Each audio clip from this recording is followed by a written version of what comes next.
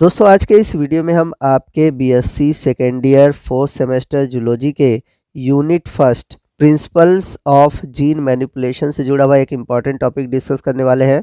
और आज के इस वीडियो में हम डिस्कस करेंगे रिस्ट्रिक्शन इंडोन्यूक्लियेज एंजाइम के बारे में। तो जैसा कि मैंने प्रीवियस वीडियो में आपको बताया था कि जो रिस्ट्रिक्शन इंडोन्यूक्लियेज एंजाइम होते हैं वह डीएनए के यानी कि जो डबल स्टैंडर्ड डीएनए है उसके किसी स्पेसिफिक पॉइंट पर उसे कट करते हैं। तो जैसे ये डबल स्टैंडर्ड डीएनए का कोई स्पेसिफिक पॉइंट है तो अगर हम इसे रिस्ट्रिक्शन इंडोन्यूक्लियेज एंजाइम द्वारा ट्रीट करें तो ये इसे दो डिफरेंट पार्ट में कट कर देता है। तो यहाँ पर एग्जांपल लिया गया है PVU1 जो कि एक रिस्ट्रिक्शन इंडोन्यूक्लियेज एंजाइम है। इसकी जो स्पेसिफिक रिकॉग्निशन साइट है वो है CGATCG, यानी कि यह एंजाइम डीएनए को उसी साइट पर कट करेगा जहां पर इसे CGATCG मिलेगा। जैसे यहाँ पर डीएनए है तो डीएनए पे अगर यहाँ पर है CGATCG, ठीक, तो जो हम PUV1 रिस्ट्रिक्शन इंडोन्यूक्लियेज एंजाइम यूज़ कर रहे हैं वह एंजाइम क्या करेगा, इसी साइट पर आकर डीएनए को यहाँ पर कट करेगा जिससे कि डीएनए के दो डिफरेंट फ्रेगमेंट हमें मिल जाएंगे। यदि हम कोई ऐसा रिस्ट्रिक्शन इंडोन्यूक्लियेज एंजाइम ले जिसका कोई स्पेसिफिक रिकॉग्निशन साइट डीएनए में न हो तो वह डीएनए को कट नहीं करेगा। यहाँ पर एक एग्जांपल और है, यहाँ पर आप देख सकते हैं PVU सेकेंड, ठीक है, ये रिस्ट्रिक्शन इंडोन्यूक्लियेज एंजाइम है। यह डीएनए को उस पॉइंट पर कट करेगा जहां पर उसे CAGCTG मिलेगा। Enzyme that cuts DNA at specific nucleotide sequence are known as restriction site. तो रिस्ट्रिक्शन एंजाइम डीएनए को जिस जगह पर काटते हैं उसे हम रिस्ट्रिक्शन साइट कहते हैं। Restriction enzyme is found in bacteria and have evolved to provide a defense mechanism against invading viruses।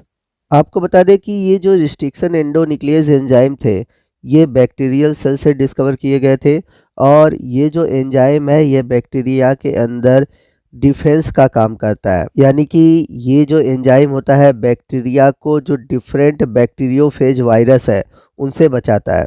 अब यहाँ पर एक क्वेश्चन आता है कि जब रिस्ट्रिक्शन इंडोन्यूक्लियेज एंजाइम डीएनए को ब्रेक करता है, ठीक है, तो बैक्टीरिया में खुद का डीएनए होता है तो ये एंजाइम उस डीएनए को कट क्यों नहीं करता या डिग्रेड क्यों नहीं करता। तो इसका आंसर ये है कि जो बैक्टीरियल सेल में रिस्ट्रिक्शन एंजाइम होते हैं वह स्पेसिफिक रिकॉग्निशन साइट पर ही कट करते हैं, जैसा कि मैंने अभी पीछे बताया। तो बैक्टीरिया के अंदर जो रिस्ट्रिक्शन एंजाइम होता है उसका रिकॉग्निशन साइट उस डीएनए के अंदर नहीं होता, इस वजह से वह एंजाइम उस डीएनए को कट नहीं कर पाता। जैसे अगर हम बात लें EcoR1 रिस्ट्रिक्शन इंडोन्यूक्लियेज एंजाइम की, तो ये जो एंजाइम होता है ये मेथाइलेटेड डीएनए सीक्वेंस को कट करता है। यहाँ पे आप देख सकते हैं ME यानी कि मेथाइलेटेड। तो EcoR1 का जो रिकॉग्निशन सीक्वेंस होता है वो मेथाइलेटेड होता है। तो यही रीज़न है कि जो एंजाइम होते हैं यानी कि जो रिस्ट्रिक्शन एंजाइम होते हैं यह खुद के डीएनए को कट नहीं करते बल्कि ये दूसरे जीनोम चाहे वायरस के हों या फिर ह्यूमन के हों उनको कट करते हैं। यदि हम बात करें रिस्ट्रिक्शन एंजाइम के डिस्कवरी की तो रिस्ट्रिक्शन एंजाइम सबसे पहले 1960 में वर्नर अर्बर, हैमिल्टन ओ स्मिथ और डैनियल नेथन द्वारा खोजा गया था। यहाँ पर कुछ रिस्ट्रिक्शन इंडोन्यूक्लियेज एंजाइम की लिस्ट दी गई है और ये किससे प्राप्त होते हैं उनका भी नाम उनके सामने लिखा हुआ है और ये किस तरह के सीक्वेंस को रिकॉग्नाइज करते हैं वो भी लिखा हुआ है और ये किस तरह के इंड बनाते हैं, स्टिकी इंड बनाते हैं या फिर ब्लंट इंड बनाते हैं ये भी लिखा हुआ है। तो स्टिकी इंड, ब्लंट इंड क्या होता है आगे हम वीडियो में डिस्कस करेंगे। और यहाँ पर आपको जो रिकॉग्निशन सीक्वेंस दिया गया है ये 5 प्राइम टू 3 प्राइम दिया गया है और यहाँ पर कहीं कहीं सीक्वेंस में N दिया गया है, तो N का मतलब है कोई भी न्यूक्लियोटाइड। तो यहाँ पर जो इम्पॉर्टेंट रिस्ट्रिक्शन इंडोन्यूक्लियेज एंजाइम है उनका नाम आप याद रख सकते हैं, किन से मिलता है ये भी याद रख सकते हैं और उनका रिकॉग्निशन सीक्वेंस क्या है ये भी याद कर सकते हैं। लेकिन यहाँ पर जो सबसे इम्पॉर्टेंट और कॉमन है वह है EcoR1। ये एक बहुत ही इम्पॉर्टेंट रिस्ट्रिक्शन इंडोन्यूक्लियेज एंजाइम है, आप इसको याद करिएगा। नेक्स्ट हम बात करते हैं रिस्ट्रिक्शन इंडोन्यूक्लियेज एंजाइम के टाइप की। तो रिस्ट्रिक्शन इंडोन्यूक्लियेज एंजाइम जनरली 3 टाइप के होते हैं, टाइप 1, टाइप 2 और टाइप 3। तो यहाँ पर आप देख सकते हैं कि तीनों तरह के जो टाइप है रिस्ट्रिक्शन इंडोन्यूक्लियस के, उनका चार्ट दिया हुआ है और इनसे रिलेटेड बस मैं केवल इम्पॉर्टेंट पॉइंट ही डिस्कस करूँगा। यदि हम बात करें टाइप 1 की, तो जो टाइप 1 है ये निम्नलिखित कोफैक्टर की वजह से ही काम करता है।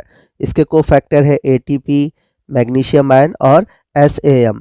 अगर ये नहीं रहेंगे तो टाइप 1 काम नहीं करेगा। वहीं हम बात करें टाइप 2 की, तो टाइप 2 जो है वो मैग्नीशियम आयन कोफैक्टर में काम करता है। आप इसको इस तरह से समझ सकते हैं जैसे कि हमने टाइप 2 रिस्ट्रिक्शन इंडोन्यूक्लियस एंजाइम लिया, ठीक है।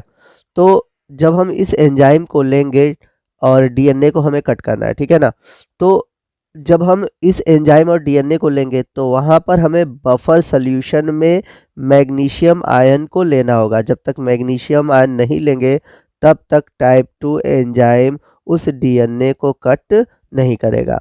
तो मैग्नीशियम आयन की वजह से ही टाइप 2 एक्टिव होगा। उसी तरह अगर हम बात करें टाइप 3 की, तो इसके लिए भी मैग्नीशियम आयन और एसएएम ये यूज़ होगा।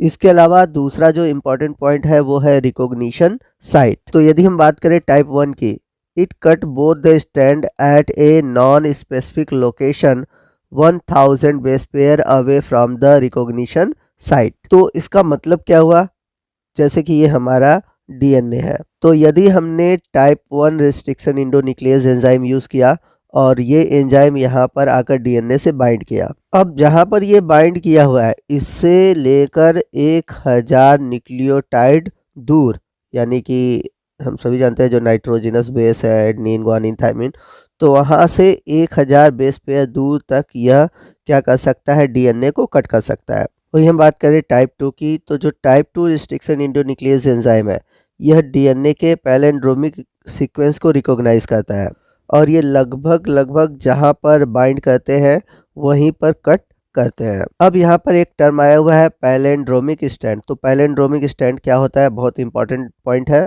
और आपके एग्जाम में इससे क्वेश्चन पूछा जाता है। तो पैलिंड्रोमिक स्टैंड क्या होता है आगे वीडियो में हम डिस्कस करेंगे। वही हम बात करें टाइप 3 की, तो ये सिंगल स्टैंड पे कट करता है और 24 to 26 base pair downstream की ओर रिकॉग्नाइज साइड से कट करता है। डाउन स्ट्रीम का मतलब कि जैसे ये हमारा डीएनए है और यहाँ पर रिस्ट्रिक्शन इंडोन्यूक्लियस एंजाइम जुड़ा हुआ है, ठीक है। तो डीएनए का जो 5 प्राइम एंड है उस साइड और जो डीएनए स्टैंड होता है उसको हम बोलते हैं अप स्ट्रीम, ठीक है, और जो 3 प्राइम की ओर स्टैंड होता है उसको हम बोलते हैं डाउन स्ट्रीम। तो ये जो टाइप 3 एंजाइम है ये डाउन स्ट्रीम की ओर कार्य करता है। तो यहाँ पर ये चार्ट दिया हुआ है और यहाँ पर जितने भी रिकॉग्निशन साइट है, कोफैक्टर है, न्यूक्लियस सब यूनिट है, ये सभी दिए हुए हैं। सभी ज़रूरी नहीं है लेकिन आप देख सकते हैं। अगर आप कुछ इससे पूछना चाहते हैं तो आप हमसे कमेंट करके पूछ सकते हैं।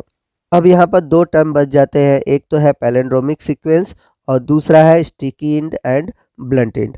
तो ये दोनों टर्म क्या होते हैं इनके बारे में हम अगले पार्ट में डिटेल से डिस्कस करेंगे। तो आपको आज का ये वीडियो कैसा लगा कमेंट करके ज़रूर बताइएगा। वीडियो अच्छा लगा हो तो वीडियो को लाइक और शेयर करना मत भूलिएगा और कोई भी डाउट है आप हमसे कमेंट करके पूछ सकते हैं। तो मिलते हैं अगले वीडियो में अगले टॉपिक के साथ, तब तक के लिए जय हिंद, जय भारत।